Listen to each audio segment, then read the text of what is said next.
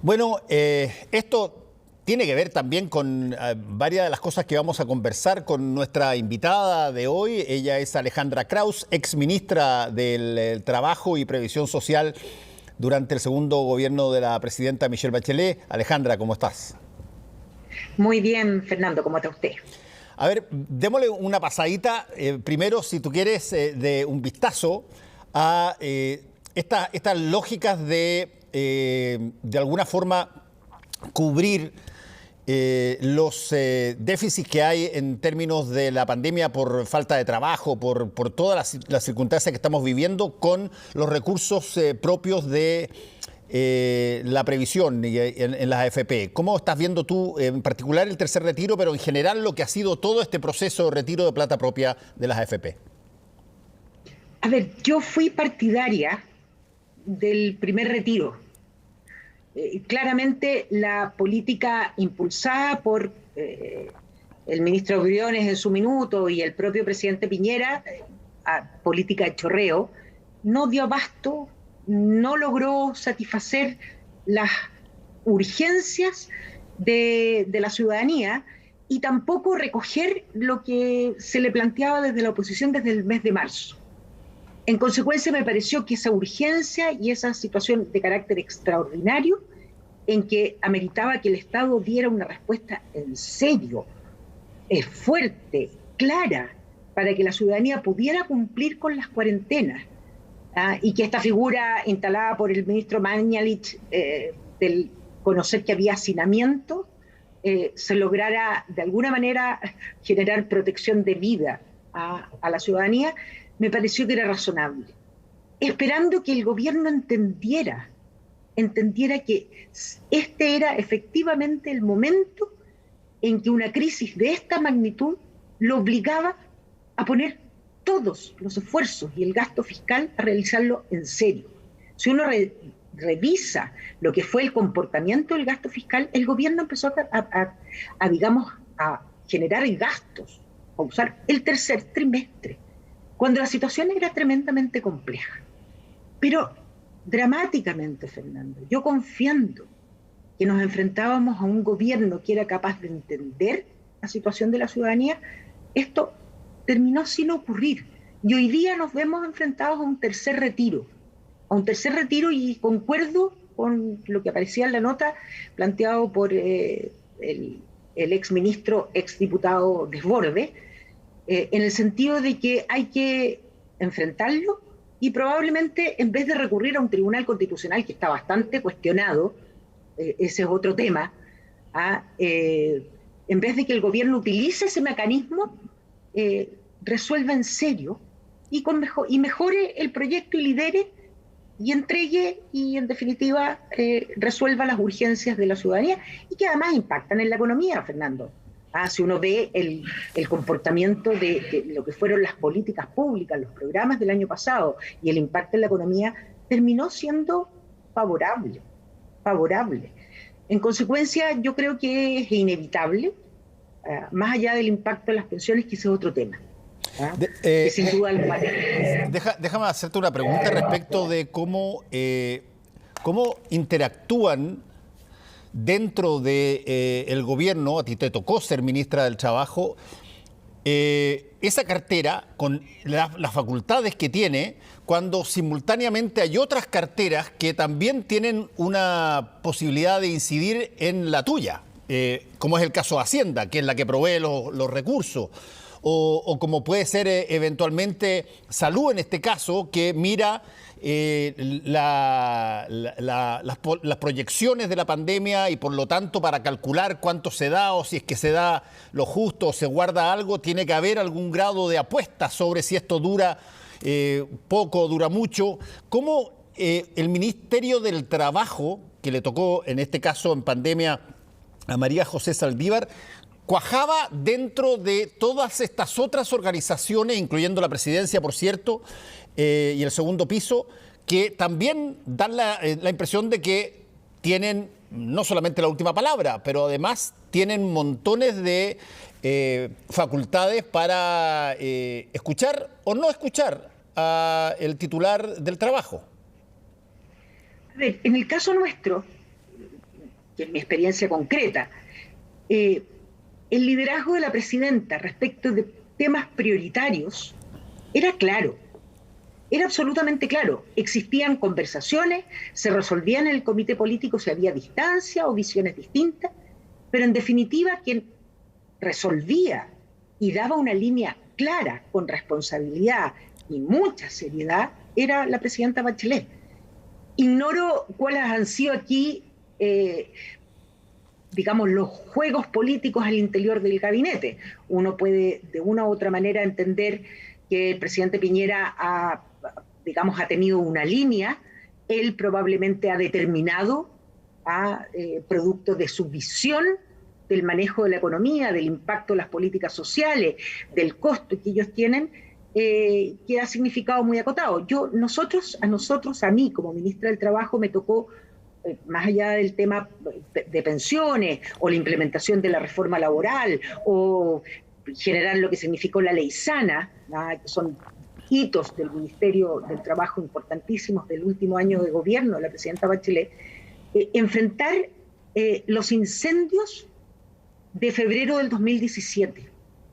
Y en eso los programas de carácter extraordinario que se diseñaban junto con el Ministerio de Hacienda y se implementaban a través del CENSE, fundamentalmente en el caso del Ministerio del Trabajo, eso fue un trabajo coordinado y con un mandato expreso de la presidenta Bachelet. Primero, que no existieran vidas que se hubieran afectado por los incendios, y segundo, volver a levantar las zonas en que habían sido devastadas por un incendio que fue horroroso, por semanas.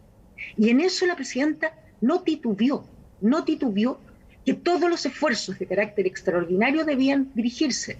Y así fueron cada una de las otras catástrofes que nos vimos enfrentados en el segundo gobierno de la presidenta Bachelet.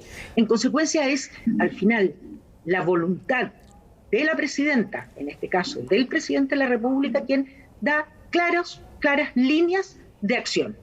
Nunca es fácil la relación con los ministros de Hacienda, lo dejo claro.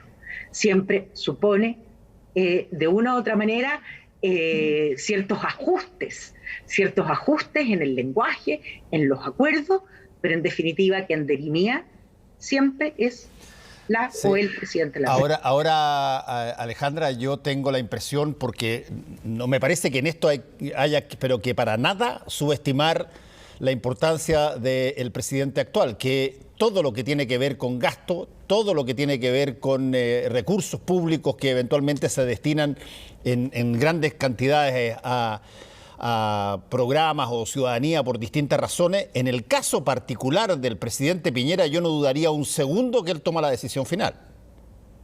Yo tampoco. Por eso lo acotado, las políticas de chorreo, lo ajustado, el esperar, si es posible, que la economía resuelva, no me cabe la menor duda que el presidente lo tiene clarísimo. Sí, y eso vale para las cosas que probablemente han resultado buenas, como la compra anticipada de vacunas y todo ese tipo de situaciones, como también en las excesivas focalizaciones y la retención de plata para ver si es que las cosas, de acuerdo a los cálculos, estaban mejor un poquitito más adelante. Desde ese punto de vista, a mí no me cabe la menor duda que en este gobierno, quien toma las decisiones finales, sobre todo en el ámbito económico, es indudablemente el presidente de la República.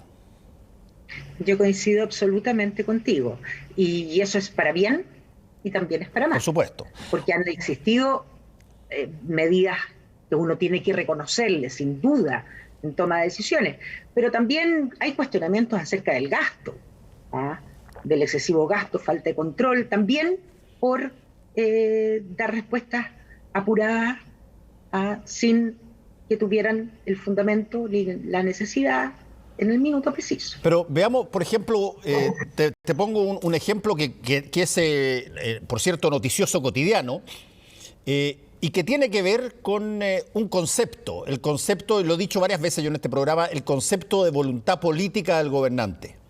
Cuando el gobernante tiene voluntad política de sacar algo, se nota, pero se nota inmediatamente. Tú le pones sumergencia a algo. Por ejemplo, están vueltos locos con ganas de sacar el TPP-11 antes del proceso constituyente. ¿Y cómo lo notas? Porque lo pone una y otra vez con suma urgencia para que salga lo más rápido, se discuta de inmediato. Eso mismo, por ejemplo, en el ámbito de las pensiones, de la reforma de pensiones, tú ves que de frente se avanzan como 3 pasitos y se retroceden como 6, después se avanzan 2 pasitos más y llevamos discutiendo, por ejemplo, en el caso de la reforma de pensiones, algo así como prácticamente desde antes de la pandemia.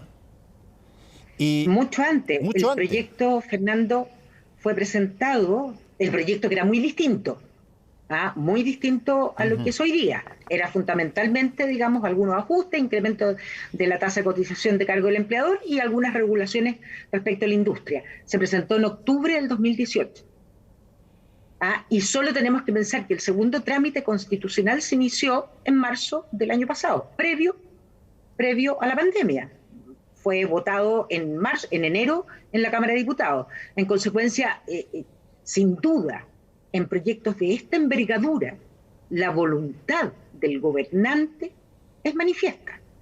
Y por eso, de alguna manera, para quienes observamos este proceso en el gobierno del presidente Piñera, ya la salida de Augusto Iglesias, quien era el asesor del segundo piso, encargado específicamente de la representación de la voluntad del presidente de la República en este proceso de reforma, salió en septiembre del año pasado.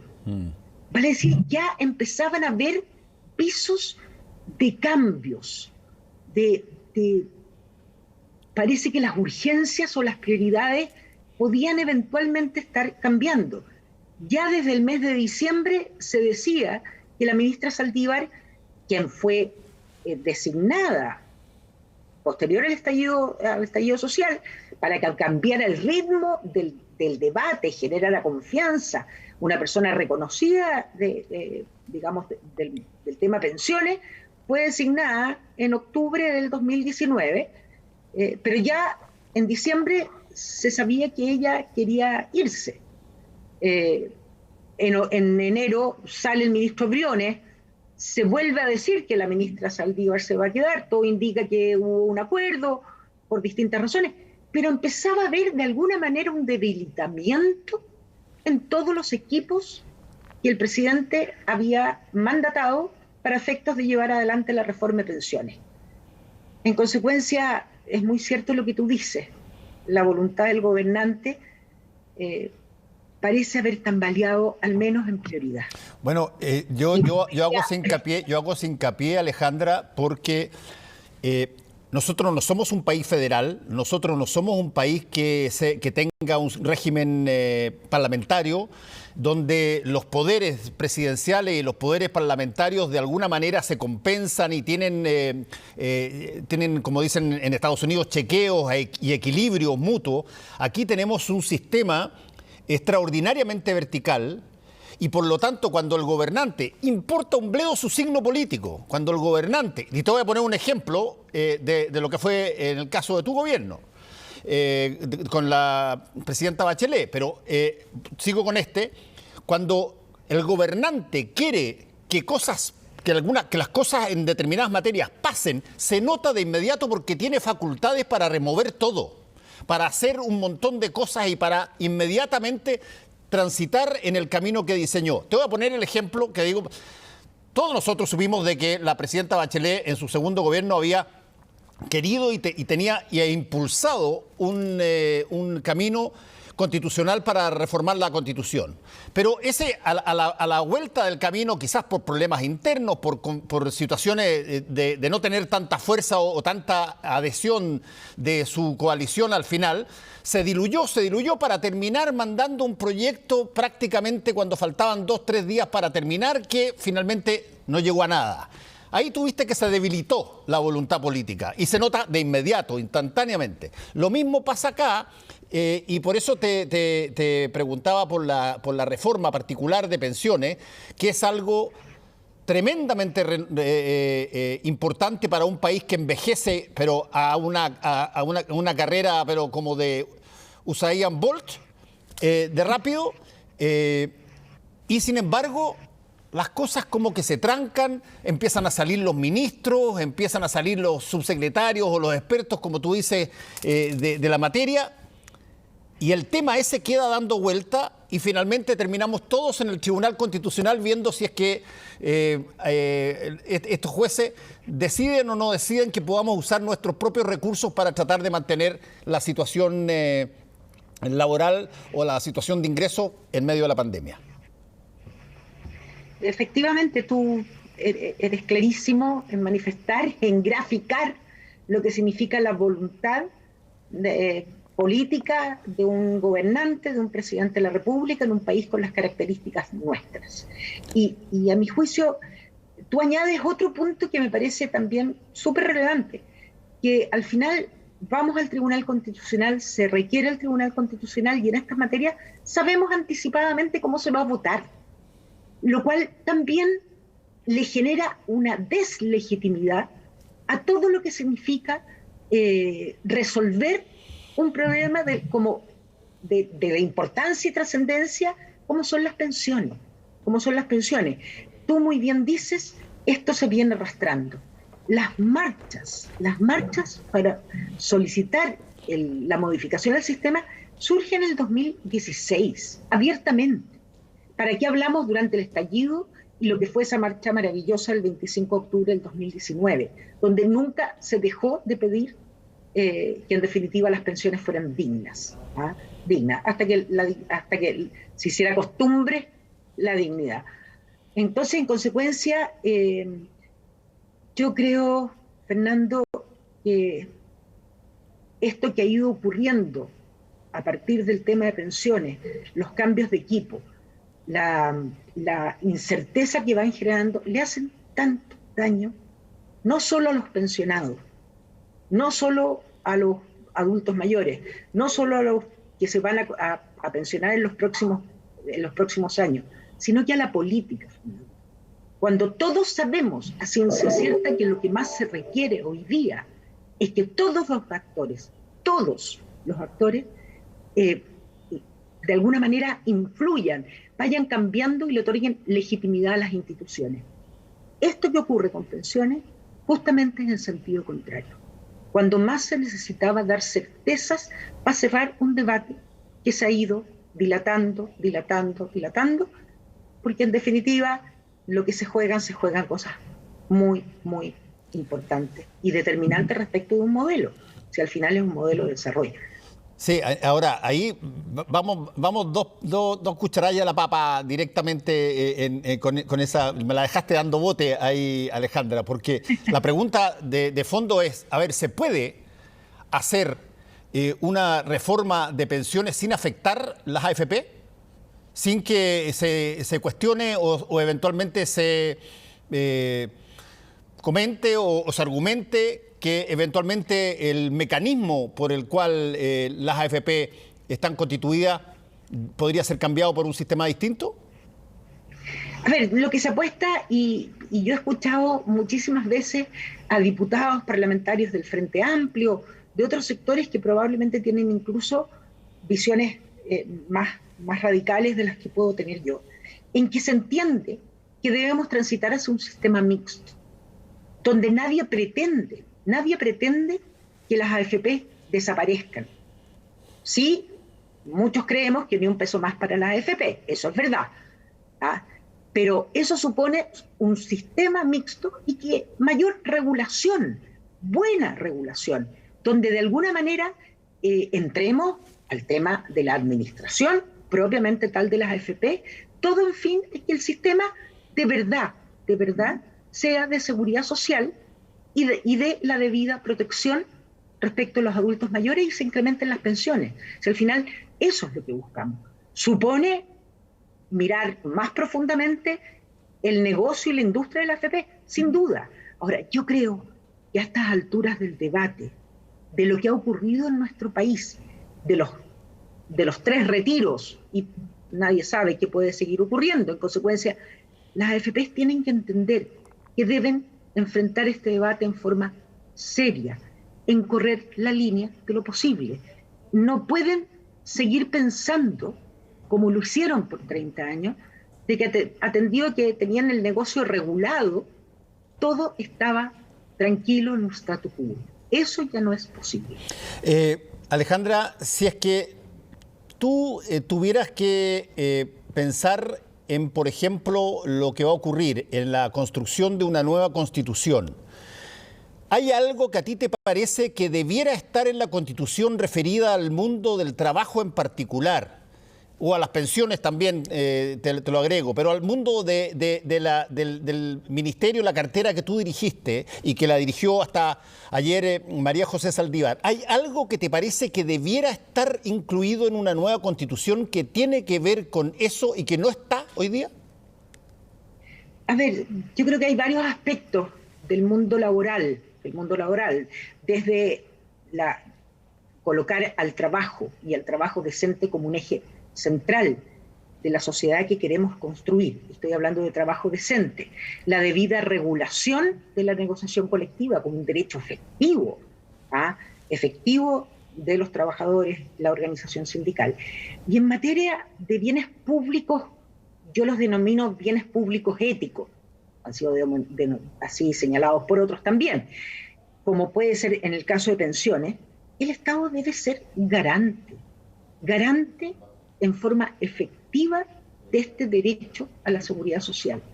En consecuencia, creo que hay que regularlo de mejor manera todo lo que tiene que ver con el mundo del trabajo, partiendo por el trabajo decente. Ya, desde ese punto de vista, tú dices, por ejemplo, que habría que hacer una serie de garantías, y en materia, por ejemplo, que también se ha conversado mucho, en materia de estas ideas que de alguna manera han cristalizado en algunos otros países, incluso sin crisis, como por ejemplo la renta básica universal, que se ha propuesto aquí también de carácter temporal para enfrentar la pandemia, o el impuesto a las fortunas muy altas o a los súper ricos, como se dice, que en otras partes la promueven los mismos súper ricos, como en Estados Unidos, donde la promueven las personas más ricas, son las que dicen que les debieran subir los impuestos. Acá, bueno, hay una tremenda discusión al respecto. Todo ese tipo de situaciones son medidas que deben enfrentarse cuando hay necesidad de eso, o deben estar incluidas como algún tipo de mecanismo o herramienta en una carta constitucional. No, yo creo que las cartas fundamentales, las constituciones deben ser un gran paraguas respecto de derechos, de una visión global. Muchas de estas materias que tú me planteas debieran estar establecidas a través de leyes, porque eso permite mayor flexibilidad, un debate oportuno respondiendo a los momentos que uno puede enfrentar, distintas situaciones de carácter excepcional o cambios de época. Si no, pasa a ser, digamos, demasiado férrea, demasiado pétrea, demasiado dura, inflexible la Constitución. En consecuencia, muchas de esas materias me parecen que son más bien parte de, como se llama, de leyes, pero sí definiciones, como cuando te digo trabajo decente. Y el trabajo decente supone sueldos dignos, subsistencia, pensiones, tiene muchos otros conceptos, más bien contenido, que solo trabajo decente o aspectos puntuales. Por último, Alejandra, tú conoces bastante bien a María José Saldívar, la ex ministra del Trabajo, y me imagino que conoces también a su reemplazante, a Patricio Melero, diputado de la UDI. ¿Hay ahí un cambio de funcionario para más o menos lo mismo que estaba pasando, o tú ves que es una visión y otra visión distinta a la que llega? De acuerdo a mi conocimiento que tengo de ambos en distintos planos, creo que hay un cambio. Creo que sin duda en esta designación que el presidente de la República hace, también manifiesta una voluntad al designar al diputado Melero, un diputado de larga trayectoria en el Parlamento, larguísima. Uno de los más antiguos, de hecho. Exactamente, larguísima, que además su vida política surge al alero de Pinochet, fue alcalde designado por Pinochet, y él ha sido, en el Parlamento ha tenido defensas claras, por ejemplo, en el caso de pensiones, al menos en el periodo en que nosotros presentamos nuestros proyectos de ley, él fue un gran defensor de que el sistema se mantuviera sin grandes cambios. Y quiero señalar claramente que cuando nosotros propusimos la reforma del sistema de pensiones, no solo suponía el incremento de las pensiones, que eso era un eje esencial, prioritario, determinante, pero también una modificación del sistema en serio, incorporando un rol prioritario del Estado y que fuera parte efectivamente de la seguridad social de nuestro país. Y Patricio Melero fue un diputado más bien duro en el debate. Habían otros diputados, incluso de la propia UDI, que eran con mucha más vocación de diálogo, de búsqueda de consenso. En consecuencia, creo de verdad que es un cambio, y es un cambio que no sé que sea tan bueno ni para la política, ni para la reforma de las pensiones, los adultos mayores, y el diálogo necesario que se debe tener con la oposición. Alejandra Krause, te quiero agradecer por este contacto con Última Mirada. Que te vaya muy bien. Muchas gracias, Fernando. Buenas noches.